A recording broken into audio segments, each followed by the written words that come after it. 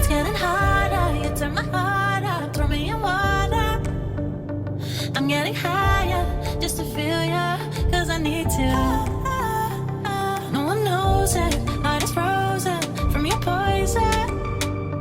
Taking the potion just to feel ya, 'cause I miss you. Oh my God, can't stop you like heroin. My love you got, there's no settlement. I can't pretend that we're nothing. Oh, I think I'm overdosing. I think that I'm overdosing. I think that I'm overdosing. I think that I'm overdosing. Hello viewers, welcome back to my channel da Vinci explainer, जहां पर आपको कई सारी series और movies की explanation देखने को मिल जाएगी। सो दोस्तों, लेकर आ गया हूँ अ discovery of witches season 2 episode 3 की एक्सप्लेनेशन। आई होप कि आपने प्रीवियस एपिसोड को एंजॉय किया होगा। तो आइए एक्सप्लेन करते हैं इस एपिसोड को with no further delay. Dancing on the moon, I've been my life. You be dancing on the moon. Episode के स्टार्टिंग में हम प्रेजेंट टाइमलाइन में देखते हैं डोमेनिको को, जो कि किसी डेड पर्सन की बॉडी को देखने जाता है। बॉडी को देखने पर पता चलता है कि उसका मर्डर ब्रूटल तरीके से हुआ है। खैर, डोमेनिको पुलिस वाले से कहता है कि तुमने सही किया कि ये बात मुझे बताई और इस पर्सन की पोस्टमार्टम रिपोर्ट जरूर भेजना। खैर, उस व्यक्ति को देखने पर ऐसा लग रहा था कि शायद उसे किसी वैम्पायर ने मारा है और डोमेनिको अब इसकी इन्वेस्टिगेशन करेगा। 1590 लंदन हमें दिखाया जाता है मैथ्यू को, जो कि गॉड से प्रार्थना कर रहा था। शायद वह कॉर्डवेल को मारने की वजह से बहुत ही दुखी था। इसके बाद हमें दिखाया जाता है कि वो फादर हबर्ट के पास है और अपनी सफाई दे रहा है। हबर्ट का कहना था कि कॉर्डवेल निर्दोष था और तुमने उसे मार दिया। मैथ्यू का कहना था कि सिसिल उसे तड़पा तड़पा के मारने ही वाला था, मैंने बस उसे उसके दर्द से आजादी दी है। हम देखते हैं हमारे हीरो मैथ्यू को उसकी नीज पर, जो कि फादर हबर्ट से उनकी माफी मांग रहा था। खैर, फादर हबर्ट मैथ्यू की आंखों में देखते हैं और उन्हें पता चल जाता है कि मैथ्यू सच में माफी मांग रहा है। मैथ्यू कहता है कि अपने फादर फिलिप को उनकी माफी के बारे में जरूर बताएगा। खैर, फादर हबर्ट कहते हैं कि वो मैथ्यू की माफी को एक्सेप्ट करते हैं। खैर, नेक्स्ट सीन में हम देखते हैं लिटिल बॉय जैक को, जो कि ऐसे खाना खा रहा था कि वो कई सालों से भूखा है और डायना उसे देखकर खुश थी। इसी बीच सर्वेंट आता है जो कि डायना को मैरी सिडनी का लेटर देता है, जो कि डायना को उसकी लैब में असिस्ट करने के लिए बुला रही थी। नेक्स्ट सीन में हम डायना और मैरी को देखते हैं जो कि कुछ केमिकल वर्क कर रहे थे। इसी बीच मैरी बताती है कि उसे मैथ्यू के फ्रेंड से पता चला है कि डायना कोई एल्केमिकल बुक ढूंढ रही है। खैर, मैरी डायना को सजेस्ट करती है कि वो क्वीन के एस्ट्रोलॉजर डॉक्टर डी की लाइब्रेरी में जाए। हो सकता है कि वहाँ पर उसे वो बुक या उससे रिलेटेड जानकारी मिल पाए और डॉक्टर डी को ये जरूर मेंशन करे कि वो मैरी सिडनी की फ्रेंड है। नेक्स्ट सीन में हम डायना और मैथ्यू को देखते हैं जो कि डॉक्टर डी से बात कर रहे थे और उन्हें बताते हैं कि उन्हें मैरी सिडनी ने भेजा है। ये सुनकर डॉक्टर डी उनका वेलकम करते हैं। डॉक्टर डी से बातचीत करने पर डायना को पता चलता है कि डॉक्टर डी को उनके प्रीवियस एम्प्लॉय एडवर्ड कैली ने बोहेमिया में छोड़ दिया था। आपको बता दूं कि बोहेमिया को इस समय द चेक रिपब्लिक नाम की कंट्री से जाना जाता है। खैर, डायना डॉक्टर डी से कहती है कि वो उनके बुक्स के कलेक्शन को देखना चाहती है और मैथ्यू डॉक्टर डी को अपनी बातों में उलझाता है ताकि वो आराम से एशमोल बुक को ढूंढ पाए। खैर, डायना बुक को ढूंढ रही होती है कि इसी बीच डॉक्टर डी का एम्प्लॉय आता है और वो डायना से उसकी हेल्प के लिए बोलता है।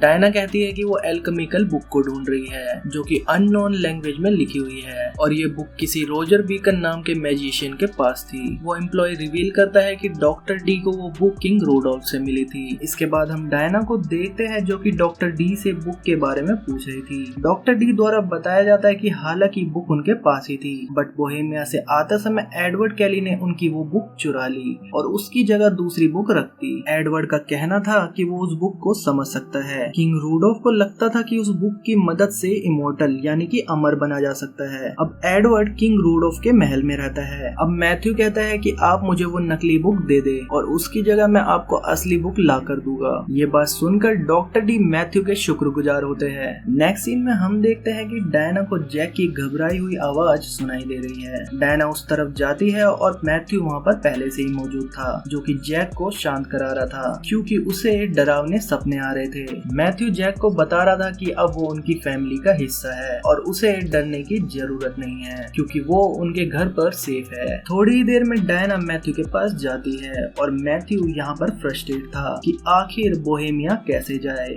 डायना कहती है कि हम वहाँ पर डायरेक्ट जा सकते हैं, पर मैथ्यू बताता है कि यूरोप में जगह जगह विच ट्रायल चल रहे हैं और ये सब डायना के लिए बिल्कुल भी सेफ नहीं है और ये भी हो सकता है कि किंग रूडोल्फ डायना को कैद कर ले। खैर डायना सब्जेक्ट चेंज करती है और कहती है कि मैथ्यू अब एक अच्छा फादर बनने की कोशिश कर रहा है। मैथ्यू बताता है कि लास्ट टाइम जब वो फादर था उससे काफी समय बीत चुका है और अब वो दोबारा जैक के लिए ये कोशिश कर रहा है जिसने अपनी जिंदगी में बहुत कुछ सहा है। नेक्स्ट सीन में डायना और मैथ्यू गूडी अल्सप के पास जाते हैं। गूडी मैथ्यू को बताती है कि डायना यहाँ पर सेफ है और मैथ्यू को वहाँ से जाने के लिए कहती है और उसकी ट्रेनिंग पूरी होने पर मैथ्यू को बता देगी। थोड़ी ही देर में डायना एक मैजिक सर्कल में थी और उसके चारों तरफ विचेस थी।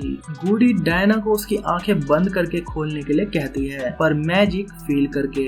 अब डायना कहती है कि उसे चमकीले धागे दिखाई दे रहे हैं। गूडी बताती है कि एक वीवर उन्हीं धागों की मदद से मैजिक बनाता है पर पहले उसे अपना एलिमेंट चूज करना होगा। अब हर विच अपनी पावर से डायना को अलग अलग एलिमेंट के धागे दे रही होती है, अर्थ, एयर, वाटर एंड फायर। अब डायना को अपना एलिमेंट चूज करना था। हम देखते हैं कि डायना जब धागों को कैच करने की कोशिश कर रही थी तब वो उससे दूर जा रहे थे। डायना को काफी स्ट्रगल करता देख गूडी उसे रोक देती है। डायना के द्वारा अपनी गलती पूछने पर गूडी कहती है कि वो आश्चर्यचकित है। नेक्स्ट सीन में मैथ्यू किट से बोहेमिया के बारे में पूछ रहा था। किट बताता है कि वो इतना जानता है कि बोहेमिया का किंग पागल है। खैर किट मैथ्यू को एडवाइस देता है कि वो अभी इंग्लैंड में है इसलिए वहाँ के मैटर देखे ना कि बोहेमिया के। खैर मैथ्यू को लगता है कि किट सेसिल के बारे में बात कर रहा है और वो पूछता है कि सेसिल डायना के बारे में क्या जानता है, पर किट रिप्लाई करता है कि भले ही वो कुछ ना जानता हो पर वो इतना जरूर जानता है कि मैथ्यू स्ट्रेंज बिहेव कर रहा है।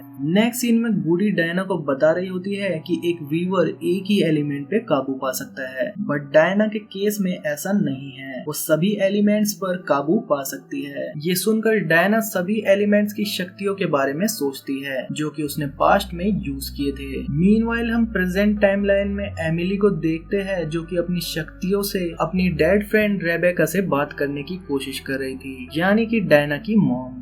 हम मैजिकल स्मोक से किसी पर्सन की शेप बनते हुए देख पा रहे थे बट एमिली पता नहीं क्या सोचकर अपने मैजिक को क्लोज कर देती है। आई डोंट नो उसने ऐसा क्यों किया। नेक्स्ट सीन में हमें पता चलता है कि सेसिल को डायना के बारे में पता चल गया है क्योंकि डायना और मैथ्यू सेसिल से मिलने पहुंचे हैं। सेसिल उनकी मैरिज को क्वेश्चन करता है और पूछता है कि इस मैरिज को सीक्रेट क्यों रखा। मैथ्यू कहता है कि डायना एक फॉरेनर है इसलिए पहले हमने डायना को यहाँ के रीति रिवाज और बोलचाल सीखने के लिए कहा इससे पहले कि वो क्वीन से मिले।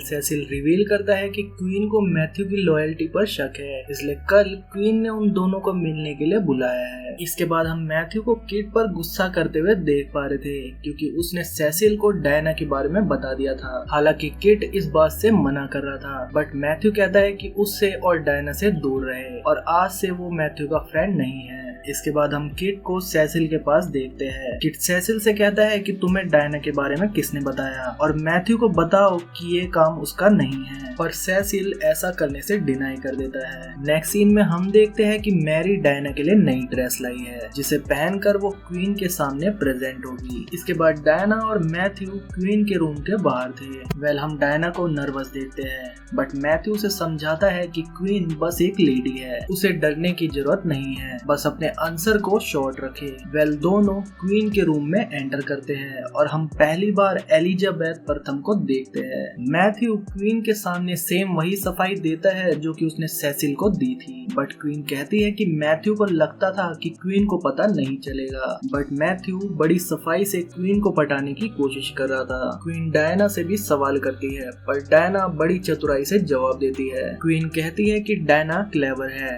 जैसे कि उसकी जैसी विच होती है। वेल मैथ्यू कहता है कि लंदन की विचेस क्वीन से लॉयल है। क्वीन कहती है कि इसका पता चल जाता अगर तुम कॉर्डवेल को नहीं मारते। क्वीन ये भी क्वेश्चन पूछती है कि वो उनके एस्ट्रोलॉजर यानी कि डॉक्टर डी से मिलने क्यों गए थे। मैथ्यू बता देता है कि उन्हें किसी बुक की तलाश थी जो कि अब एडवर्ड कैली के पास है। इसी बीच रिवील होता है कि एडवर्ड कैली ने क्वीन से प्रॉमिस किया था कि वो उन्हें फिलोसोफर स्टोन बना के देगा, बट अब वो उन्हें धोखा देकर बोहेमिया में है। वेल फिलोसोफर स्टोन एक जादुई पत्थर होता है जिसे हिंदी में पारस पत्थर के नाम से भी जानते हैं। इसे लोहे पर छुआने पर लोहा सोना बन जाता है और इस पत्थर से अमरता भी प्राप्त की जा सकती है। वेल मैथ्यू क्वीन को इस बात के लिए मना लेता है कि वो किंग रूडोल्फ के पास बोहेमिया जाएगा और एडवर्ड कैली को क्वीन के लिए वापस लेकर आएगा। इसके बाद क्वीन एडवर्ड कैली से कुछ भी काम करवा सकती है। वेल क्वीन कहती है कि अगर मैथ्यू ऐसा करता है तो वो उसकी सारी गलतियां माफ कर देगी। और थोड़ी ही देर में हम डायना को देखते हैं जो कि मैथ्यू से पूछ रही थी कि वो बोहेमिया के लिए कब निकलेंगे। हालांकि मैथ्यू डायना को नहीं ले जाना चाहता था, बट डायना मैथ्यू को समझाती है कि वो एक लौती इंसान है जो कि एशमोल बुक से कनेक्टेड है। नेक्स्ट सीन में हम डायना को गूडी के पास मैजिक सीखते हुए देख पा रहे थे। वेल अब डायना एलिमेंटल धागों पर आसानी से कंट्रोल कर पा रही थी। सभी विचेस डायना को अलग अलग एलिमेंट के धागे दे रही थी। पहले डायना एयर के धागे पर नॉट लगाती है, इसके बाद वाटर और लास्ट में अर्थ का धागा। वेल अर्थ के धागे की नॉट लगाते ही डायना के हाथ से एक मैजिकल ट्री ग्रो हो जाता है जिसे देखकर वहां पर मौजूद सभी विचेस हैरान हो जाती है। एल्डर विच कूडी द्वारा बताया जाता है कि ये रोवेन ट्री है। वेल नॉर्स मैथोलॉजी में ऐसा बताया जाता है कि रोवेन ट्री से दुनिया की पहली वुमेन को बनाया गया था। वेल डायना सभी एलिमेंट की स्पेल नोट को दोबारा करना चाहती थी, बट डायना को वीक देखकर गूडी उसे मना कर देती है। जब डायना वापस जा रही थी तो डायना के पूछने पर मिस्ट्रेस नॉर्मैन उसे एडवाइस देती है कि मैजिक लाइफ के हर एक पहलू से अपने आप को तैयार करता है, यानी कि डायना की लाइफ में जब तक सब कुछ वेल बैलेंस नहीं हो जाता है उसे मैजिक करने में थोड़ी बहुत परेशानी आएगी। नेक्स्ट सीन में डायना मैथ्यू को अपनी प्रोग्रेस बता रही थी। तभी मैथ्यू की वैम्पायर इंस्टिंक्ट को पता चलता है कि वहाँ पर कोई पर्सन है। वेल मैथ्यू नाइफ लेकर उस पर्सन को मारने के लिए बढ़ता है, बट पता चलता है कि ये पर्सन तो गैलो ग्लास है।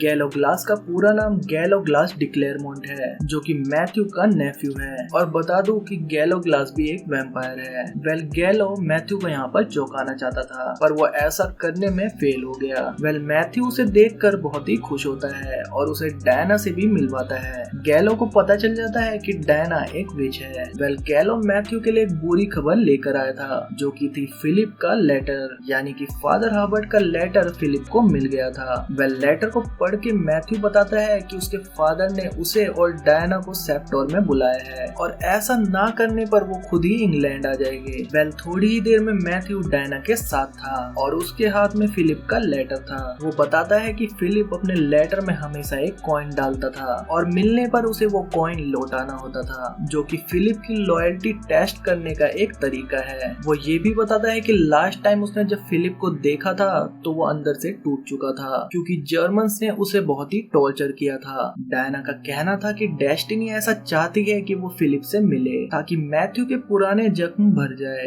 मैथ्यू का मानना था शायद कुछ गलत हो जाए, बट डायना उसे संभालती है और कहती है कि जो भी होगा वो उसे साथ में हैंडल करेगी। नेक्स्ट सीन में डायना गूडी को बताती है कि वो मैथ्यू के साथ फ्रांस जा रही है और वो मैथ्यू के बिना मैजिक नहीं सीख सकती क्योंकि मैथ्यू डायना से कनेक्टेड है और वो अपनी प्रैक्टिस भी लगातार करती रहेगी। वेल गूडी नहीं चाहती थी कि डायना अपनी ट्रेनिंग छोड़कर कहीं और जाए, बट वो फाइनली एग्री हो जाती है। नेक्स्ट सीन में हम क्यूरियस जैक को देखते हैं जो कि मैथ्यू और डायना के साथ फ्रांस जाना चाहता था, पर दोनों उसे समझाते हैं कि वो उसे सेफ रखना चाहते हैं। साथ ही में वो जैक को अपनी छोटी सी पेंटिंग देते हैं ताकि याद आने पर जैक उसे देख सके। नेक्स्ट सीन में गैलो डायना को बता रहा था कि उसने उनके फ्रांस जाने का इंतजाम कर दिया है और वो उन दोनों को एक बीच पर छोड़ देगा। इसके आगे का रास्ता उन दोनों को खुद ही तय करना होगा। वो रिवील करता है कि फ्रेंच पीपल ने उसके फादर की हत्या कर दी थी, इसलिए वो फ्रांस तक नहीं जाएगा। वेल आपको बता दूं कि गैलो यहाँ पर फिलिप के बड़े बेटे और मैथ्यू के बड़े भाई ह्यूज डिक्लेयरमोंट की बात कर रहा था जो कि अब मर चुका है और इस सीरीज में नहीं है। गैलो डायना को ये वार्निंग भी देता है कि वो सेप्टोर में मैथ्यू पर नजर रखे वरना मैथ्यू खुद को भूल सकता है। थोड़ी ही देर में डायना और मैथ्यू एक बोट में थे और डायना मैथ्यू से कह रही थी कि लंदन में टाइम वॉकिंग करने की एक वजह ये भी हो सकती है कि उन्हें फिलिप से मिलना था। Present time Venice Italy. हम देखते हैं डोमेनिको को जो कि गैबर्ट से मिलने आया था। वेल गैबर्ट उससे नाराज था क्योंकि लास्ट टाइम डोमेनिको ने गैबर्ट को कांग्रीगेशन की वोटिंग में धोखा दिया था। वेल डोमेनिको गैबर्ट को बताता है कि उसे एक डेड बॉडी मिली है जिसको बुरी तरह से फाड़ा गया है और उस पर मल्टीपल बाइटिंग मार्क्स है। वो उसे बताता है कि ऐसा उसने सदियों से नहीं देखा है और ऐसी अफवाह है कि डिक्लेयरमॉन्ट्स यानी कि मैथ्यू की फैमिली में ऐसा इन्फेक्शन है। डोमेनिको गैबर्ट को ये सब कुछ इसलिए बता रहा था क्योंकि उसे वेनिस शहर चाहिए था जो कि फिलहाल गैबर्ट के कब्जे में है और इसके बदले में वो डिक्लेयरमॉन्ट्स को डिस्ट्रॉय करने में गैबर्ट की मदद करेगा। वेल गैबर्ट स्माइल करता है और इसी के साथ ही एपिसोड 3 एंड हो जाता है। आई होप कि आपने इस एपिसोड को एंजॉय किया होगा। वेल जो न्यू व्यूअर्स हैं उनको मेरा सजेशन है कि प्लीज एक्सप्लेन की गई दूसरी सीरीज भी जरूर देखें जो कि आपको आई बटन और एंड स्क्रीन में मिल जाएगी। तो मिलते हैं नेक्स्ट एपिसोड के साथ, तब तक के लिए bye bye. One look, the heat is rising, and I've been cold for so long. One touch, and we're igniting, setting